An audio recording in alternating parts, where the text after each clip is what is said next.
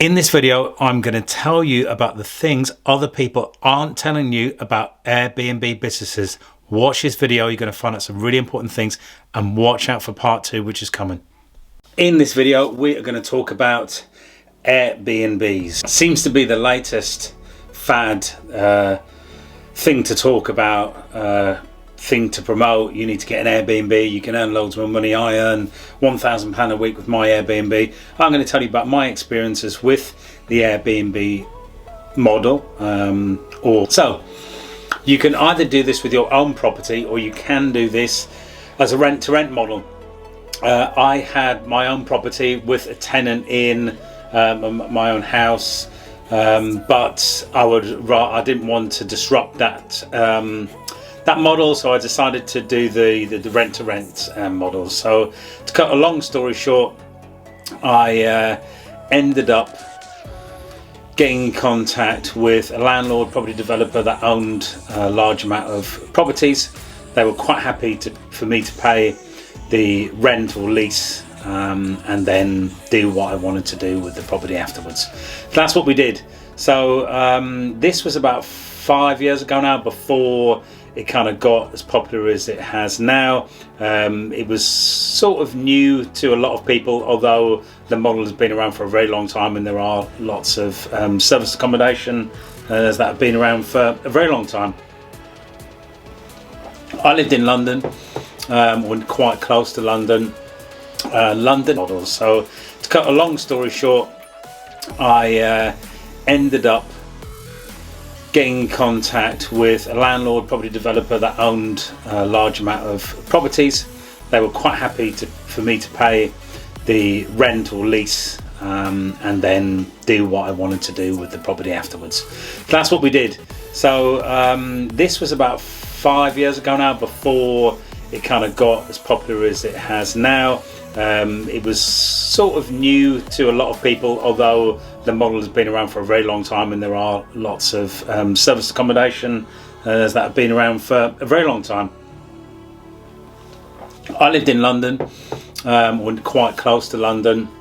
London has a thing called the 90-day rule, which basically means that most councils ban short-term stays. That is to say, you can't let a property for less than 90 days in most borough councils in London. In fact, practically all of London, they don't allow it. However, lots of people do it.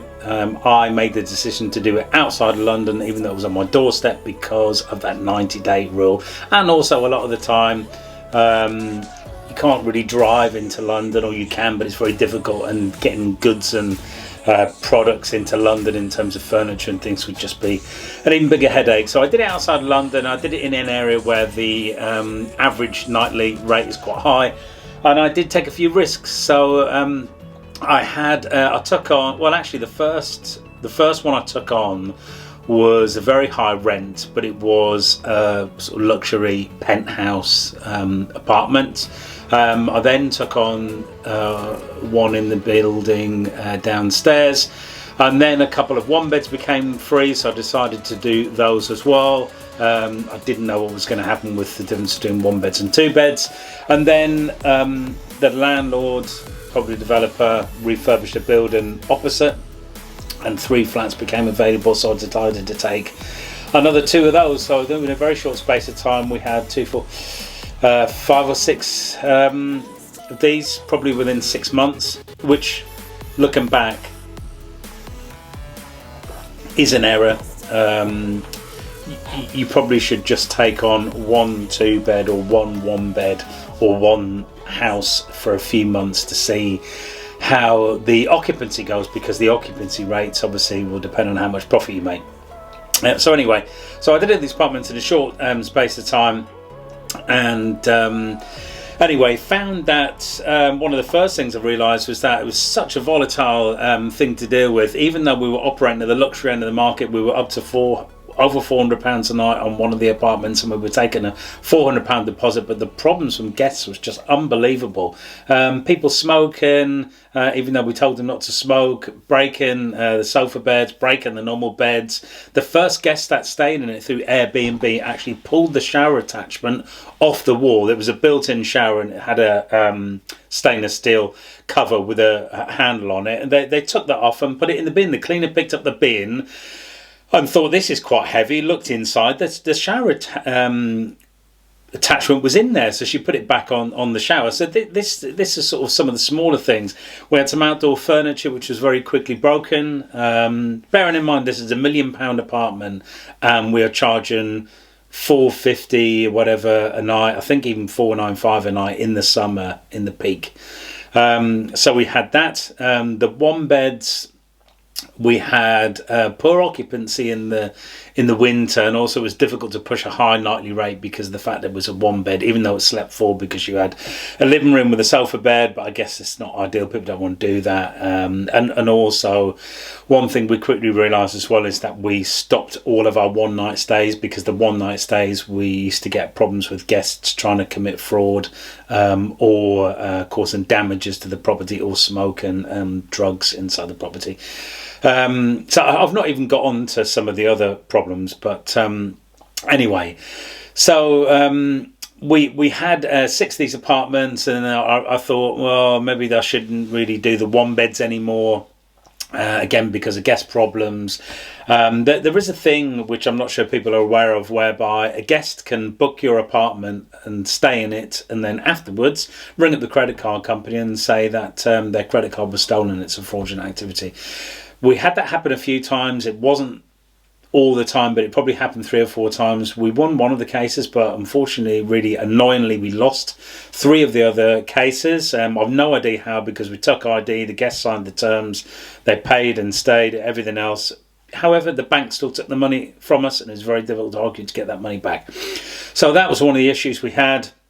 Another issue we had as well was we did have some escorts, I shall say, staying in the property. I was slightly suspicious first I met them at the property because they were nearby. They wanted to pay cash.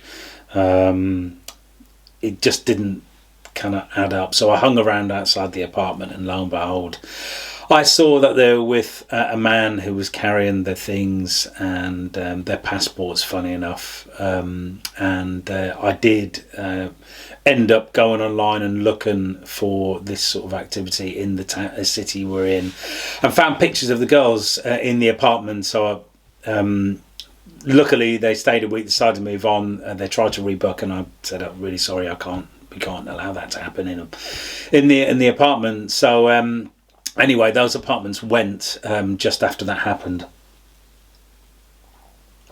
So we did have probably about 60-70% of guests were okay, and you probably had about the remaining percentage were difficult, or would complain, or say they couldn't find the place, or would complain about where they had to pick up the keys, or say things like so you try and make the apartment look really nice for nice people, with the nice outdoor furniture and plants and lights and everything outside, and then someone would come and stay and break the furniture, or damage the plants, or pinch the lights and things like that, and then ruin it for the next guest. So it was very difficult to keep on top of it. From a luxury viewpoint, I sort of found that really the less you put in these apartments, the better, and just to put in basic clean and tidy furniture, so people didn't complain.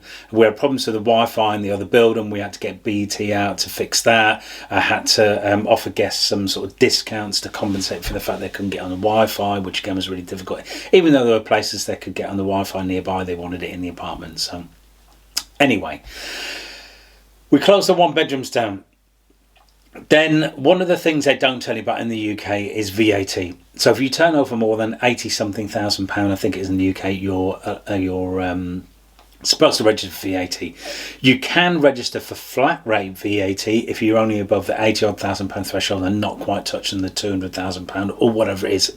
Have a look for yourself. I'm not sure the exact facts and figures, but have a look for yourself what the figure is on the VAT. Anyway, the problem with the VAT is you will say, for instance, you've booked a guest in, they've paid you £1,000 to stay. Now, under the flat rate scheme, let's say you pay 10% of that to the government. So you pay the government £100. In the full VAT rate, you would pay the government £200. So you pay them 20% of your take-in straight away. You've already paid the booking channel, whether that's booking.com or Airbnb or something else, 15%, or sometimes even more. So you can pay more commission to be more visible. So before you maybe get so many reviews, or before you've got visible on those channels, you'll increase the amount of commission you pay. I'm not sure that's with Airbnb, but it definitely is with booking.com. So let's say, for instance, you've paid them 15%, so you've paid them £150. But all of a sudden, you've lost £250 to, £350 straight away. You've not paid the cleaner, you haven't paid to do the linens. We ended up doing the linen through a proper company that provided linens to hotels. So they would come and deliver clean linen. The cleaners were instructed to pick the linen out of the cupboards or be present when the drop-off was there. Again, that was another challenge. I'll come on to cleaners later on. So that was difficult. But anyway, so we paid for that. So all in all, it looks like you're making a lot of money. And the owner of the apartments assumed I was making a lot of money because she saw what we were charging. However, she didn't realise that about 80% of our turnover was costs. So we were paying out, say, about £800 for every £1,000 that we take in almost. It was almost that bad. So a huge proportion of it is VAT. There are loopholes with VAT, but personally, I refuse to take part in any loophole for VAT. I wanted to pay my VAT. I didn't want to get an inspection, and I didn't want to have any problems with HMRC. It's not the sort of thing that I would recommend anyone do. But my guess is that everyone else does it, because otherwise you just wouldn't make hardly any money. Unless, of course, you're getting direct bookings and you're not having to pay that booking channel. But I bet that 90% of people are using those booking channels to make money. So, yeah, the other thing, talk about cleaners. So you would expect a cleaner to be able to clean an apartment to a sort of standard for guests to stay in a couple of hours. We even pushed it to a 4-hour clean on a 2-bedroom penthouse flat. They didn't even bother to clean the outside space. I'd get phone calls from people saying there was cigarette butts outside, or there was problems with bird poo and things like that. It's just ridiculous. I drove down to the apartment one Friday night at 7:30 in the evening with a jet washer to clean the outside area for a guest. It was that bad.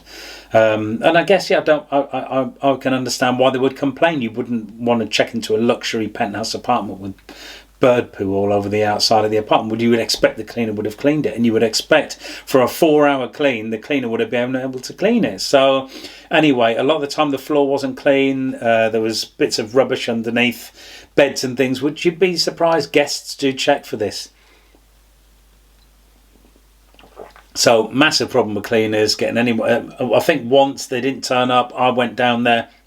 I was working like a maniac to get this apartment clean because I didn't have a day job. I worked for myself, so I had another source of income that I needed to get back to. So yeah, the cleaners. I mean, we got rid of one. I think we were close to getting rid of another one. In the end, when I looked at the maths on the income to outgoing, I just thought, you know what, I've got another source of income. It brings in a lot easier money. Even though that business does have its issues and I deal with customer problems, it's a lot less hands-on and hassle than this Airbnb model. I wasn't desperate for the income. I thought the turnover was crazy in terms of what your income is.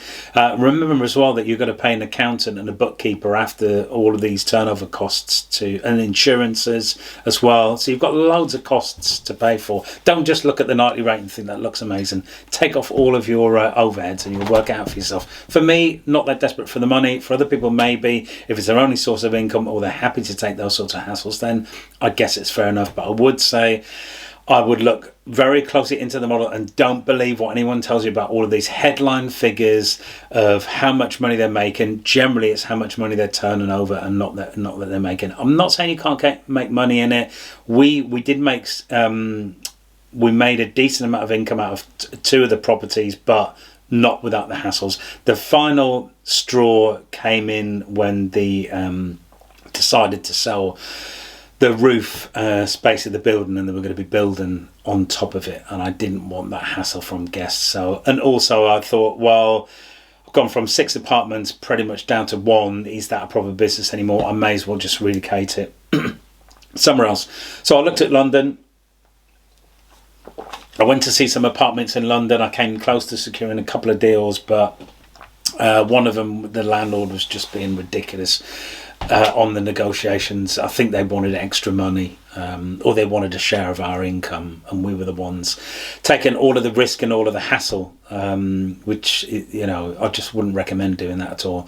So anyway, we decided not to pursue with that business and carry on with my other business, which brings in money and is a lot less hassle, and our money is now ploughed into another property, and 2 properties, one of which has been redeveloped at the minute.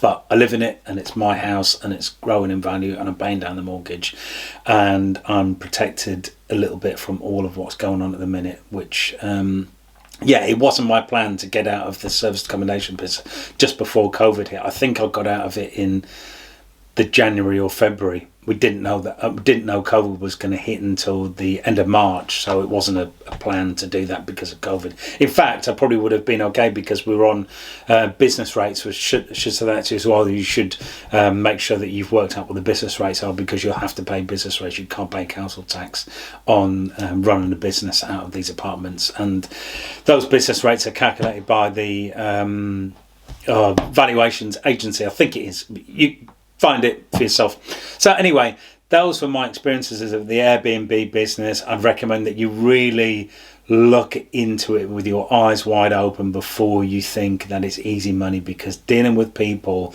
3 and 4 different types of people on a weekly basis, I guarantee you it's not easy. And you might think that you can pay a management company, but if you've got all them other costs and then you've got another 15% of turnover on management, believe me, you're not going to make any money doing that. Only if you're removing the VAT problem and the booking problem, then you can probably afford to pay a booking agent. Otherwise, I'd say it's very difficult cost on turnover to make money with all them costs. So if you've got any questions about the Airbnb business, what I did, how I set it up, how I got these apartments, where I went to, how I guessed the nightly rate, please just ask in the comments, and we'll see you on the next video. Thanks for watching.